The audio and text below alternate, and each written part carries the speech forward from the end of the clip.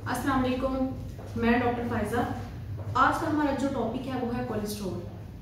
क्योंकि आपने देखा होगा आजकल बहुत ज़्यादा हॉस्पिटल्स में देखा जाए, घरों में देखा जाए तो बहुत ज़्यादा पेशेंट्स जो हैं वो हार्ट के मिलते हैं, कोलेस्ट्रॉल के बहुत ज़्यादा पेशेंट्स मिलते हैं, बहुत ज़्यादा लोगों को यूरिक एसिड का प्रॉब्लम होता है। तो इसलिए आज की जो स्पेशल वीडियो है वो है कोलेस्ट्रॉल के बारे में, क्योंकि लोगों को ये पता होना चाहिए कि वो कौन सी ऐसी चीज़ें खाते हैं जिनसे उनकी बॉडी में बहुत ज़्यादा कोलेस्ट्रॉल पैदा होता है।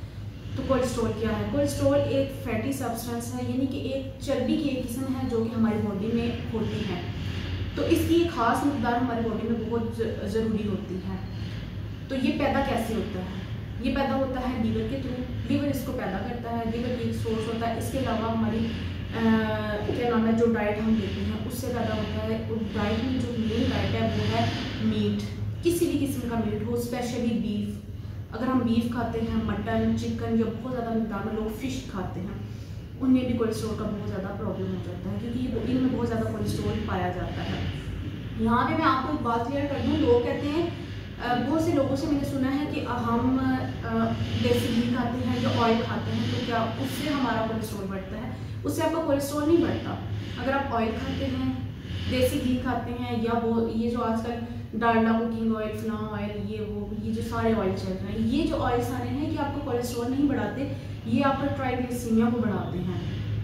तो इन दोनों में ये डिफरेंस है, यानी कि कोलेस्ट्रॉल जो है वो सिर्फ जो एनिमल्स होते हैं वो जब हम खाते हैं तो उससे हमारा कोलेस्ट्रॉल बढ़ता है, और जो हम ऑयल वगैरह खाते हैं इससे हमारा ट्राइग्लिसरीमिया बढ़ता है। तो हमारी बॉडी में दो तरह के वो कोलेस्ट्रॉल होते हैं, एक हम कहते हैं गुड कोलेस्ट्रॉल और एक को बैड कहते हैं। गुड कोलेस्ट्रॉल होता है HDL और एक होता है LDL। तो इसको हम कैसे अपनी डाइट को चेंज करें, हम अपने घर में मौजूद जो हमारी रूटीन है, किस तरह हम अपनी डाइट को चेंज करें ताकि हम बगैर मेडिसिन के भी कोलेस्ट्रॉल को कम कर सकें। ये तो मैंने आपको बता दी कि ये पैदा कैसे होता है। अब इसको हम कैसे कम कर सकते हैं? एक तो ये कि जो लोग BP के पेशेंट्स हैं, जिनका ब्लड प्रेशर ज़्यादा हाई रहता है, उसको कंट्रोल करें, कोशिश करें कि वो उसको कंट्रोल करें। शुगर के पेशेंट्स हैं, शुगर कंट्रोल करें। अल्कोहल जो है ये भी एक सोर्स है, आप अल्कोहल को बिल्कुल छोड़ दें। ये पैदा नहीं करता, लेकिन जब आपको कोलेस्ट्रॉल हो गया तो जब आप ये चीज़ें यूज़ करेंगे तो इनसे कोलेस्ट्रॉल पैदा नहीं होता, लेकिन इनसे ये उनको हेल्प करते हैं कोलेस्ट्रॉल को ज़्यादा करने में। इसलिए आप स्मोकिंग बिल्कुल छोड़ दें, अल्कोहल बिल्कुल यूज़ नहीं करना। इसके अलावा मीट किसी किस्म का नहीं खाना आपने, बीफ हो, चिकन हो, मटन हो, नहीं खाना आपने। इसके अलावा ऑयल, जितने भी कुकिंग ऑयल्स हैं वो छोड़ दें। अगर आप खाना, ज़ाहिर है खाना आपने खाना है, खाना बनाना है, आप कोशिश करें कि ऑलिव ऑयल में आप अपना खाना बनाएं, वो खाएं। एक तो ये चीज़ें होंगी जिनसे आपने अवॉइड करना है। ये आपकी जो डाइट में आपने जो चेंजेस करनी है वो ये करनी है, जब भी खाना बनाएं ऑलिव ऑयल भी अगर आप डाल रहे हैं तो बहुत कम मिकदार में आप डालें और खाना बनाएं। घर में सारे जो है वो एक तरह का तो सारे नहीं खा सकते, तो आप ऐसा करें जो पेशेंट्स हैं वो अपने लिए एक अलग, क्योंकि ये अगर बहुत ज़्यादा ऑयल हमारी इसमें अंदर हम कंज्यूम कर लेते हैं बहुत ज़्यादा बॉडी में, तो ये ब्लॉकेज बन जाती है, जिसकी वजह से हार्ट अटैक होता है। बहुत से लोगों को हार्ट अटैक होता है। एक तो ये होता है विरासती, यानी कि उनको पेरेंट्स को था तो फिर आगे आहिस्ता आहिस्ता बच्चों में भी ये शिफ्ट हो जाती है डिजीज़। लेकिन इसके अलावा एक ये हमारी रीज़न होती है जो हम डाइट में, ये अगर हम डाइट में इस तरह की चेंजेस करें तो हम हार्ट अटैक से बच सकते हैं, कोलेस्ट्रॉल से बच सकते हैं, यूरिक एसिड से भी बच सकते हैं। तो आप ये डाइट को चेंज करने के साथ साथ आप किस तरह और क्या चेंजेस करें, और इसके अलावा कौन सी एक्स्ट्रा एक्टिविटीज़ करें कि जिनसे आपको कोलेस्ट्रॉल कम होगा। एक तो आप योगा करें लाजमी। अगर आप योगा नहीं करते हैं तो आप 35 मिनट्स वॉक लाजमी करें डेली।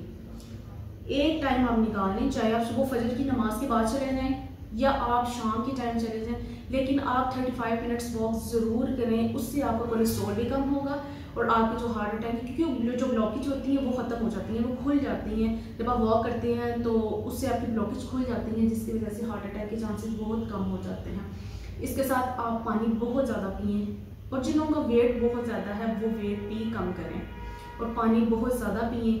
ये सारी चीज़ें अगर आप अपनी डाइट में जो मैंने आपको बताया वो शामिल करें, और अपनी डाइट में शामिल आपने ये करना है फ्रूट्स आपने जितने, अगर आपको दिन में बहुत ज़्यादा भूख लगती है आप सब्जियां खाएं, फ्रूट्स खाएं। दिन को अच्छा खासा, आप एक दिन को अगर आप खाना खा रहे हैं तो एक अच्छा खासा बाउल पूरा भर के बना लें सैलेड का, वो खाएं। उस सैलेड में ज़रूरी नहीं कि आपने सिर्फ सब्जियां ही खानी है, सब्जी में आप सब्जियां डाल रहे हैं, क्यूकम्बर्स वगैरह डाल रहे हैं, उसमें कोई फ्रूट्स अगर आपने ऐड करने हैं, लेकिन एक बाउल आप सब्जियों का ज़रूर खाएंगे। कि जब आप पूरा बाउल वो सब्जियों का खाएंगे तो उससे आपकी जो भूख है वो दिन की वो भूख आपको कम हो जाएगी। तो उसके साथ साथ उसके साथ फिर जब आप खाना खाएंगे तो आप कम खाएंगे।